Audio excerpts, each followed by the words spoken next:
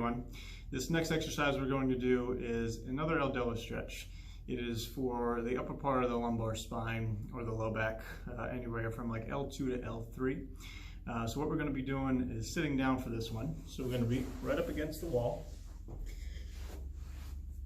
feet together, knees out to the side. And what you're going to do is you're going to cause that abdominal brace, almost like you're being punched in the stomach. Tighten it up. You're going to drop the knees or push the knees towards the floor without your hands, just contract them down. While you're holding the brace, knees are actively going down. You're going to lift up overhead, wrist extended, and then reach up towards the ceiling. You're going to hold this again about 10-15 seconds, but you can go upwards of a minute, and then you're going to relax everything. About 10 to 20 seconds later, again, brace the abdominals, legs down, wrist extended, reach up overhead and up towards the ceiling.